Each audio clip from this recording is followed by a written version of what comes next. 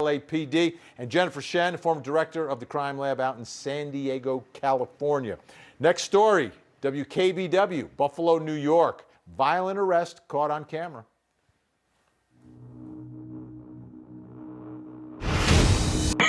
It's a confrontation caught on cell phone video. A Buffalo police officer punching a man in the face as the suspect is on the ground. Officers attempting to handcuff him. The entire incident caught on cell phone video and now under investigation by the Buffalo Police Department Internal Affairs Unit.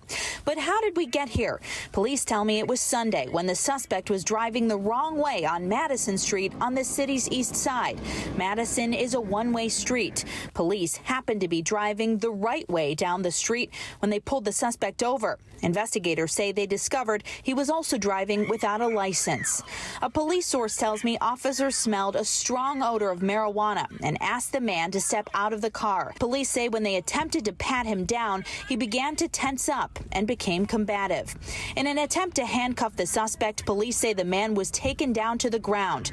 A source also says the suspect had drugs on him and tried to destroy the drugs while officers tried handcuffing him. You can hear the officer say, "Let it go." Then you can hear a woman off camera telling the man to stop resisting. They don't resist. All that for no reason. For no reason? Nothing. For nothing. For nothing. Look how you were treating him. Do you see how it started?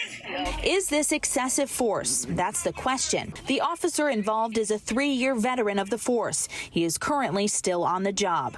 A source tells me this suspect has had multiple arrests in the past, including for firearms. The suspect is facing a number of charges, including destroying physical evidence and resisting arrest. The Buffalo Police Advisory Board is calling for a full investigation into this incident and is also calling for the officers involved to be suspended while that investigation takes place. The Buffalo Police Department tells me it's already reviewing this incident, the cell phone video, as well as the body camera video from the officers involved.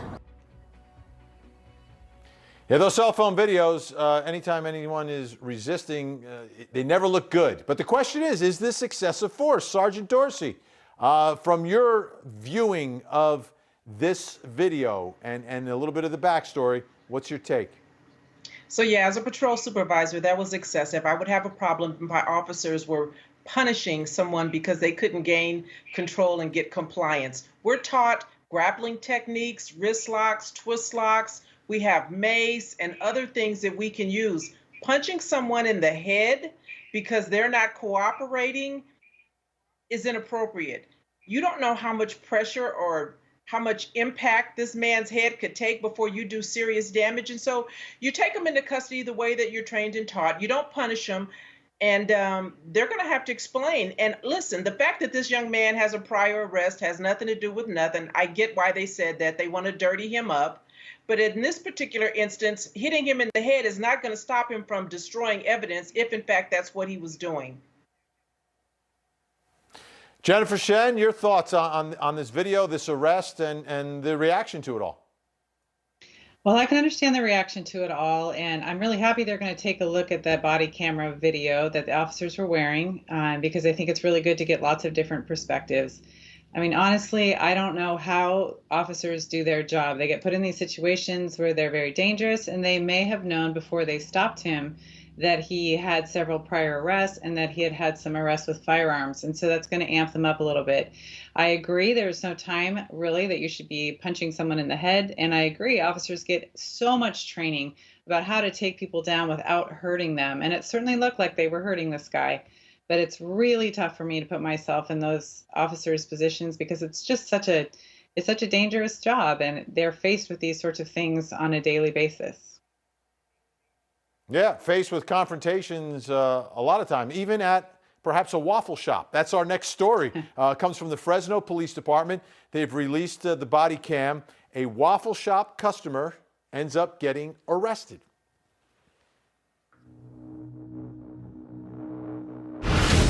How you doing? Damn. The other two. We're friends here. As you see, code enforcement come out here again. Customers are actually trying to come and they need to wait in line like everybody else. All right. Then we got All right, folks, make away. Why? They don't have to let you in. They don't have to let you in. No, we've been waiting for hours. We do not. We've been waiting for hours. Don't interfere with my job, okay? Do not interfere. For what? For interfering, okay? I ain't interfering. Make away, folks. Make away. So I'm not interfering. Make away. Make away. Clear away. Clear away. Hey! Put your hand behind your back for me. Put your hand behind your back for me. Partner, put your hand behind your back for me. You want to change somebody? Get your whole ass out of here now. Okay. That's all right. But you did assault me. I didn't do anything. Oh my God. Get that off. Excuse me. Get out of the way, man. I'll take you to jail too. Let's go. Over here, sir. That's a violation of civil rights, you stupid bastard! Ma'am, let go of him. No, he's my husband. I understand that, okay? I understand that. Okay? He has served 4 tours in Vietnam. He's a diabetic. He has a heart problem. Okay? You pushed your way through a crowd you had no right to be in! You Have a seat for me. Will you loosen it? I will, just a second. then arrest him back. We're in front of the waffle shop. That's a son of a bitch! I gotta call my attorney. Come and take me to jail! Step back for a second, ma'am. I'll stay right here. Have a seat for me. We are living in different times. My question is, was this necessary? I just want to give you a little more of the backstory here. There was a local shutdown order in Fresno, and the waffle shop opened. A bunch of folks wanted to support the local business, so they went to the waffle shop, but then the police showed up, and they were trying to enforce the shutdown order, and the folks were gathered in front trying to block entry into the waffle shop. So that's the backstory. He was handcuffed, detained, but ultimately released. But the question, this world we're living in now, Jennifer Shen, do you think this was necessary?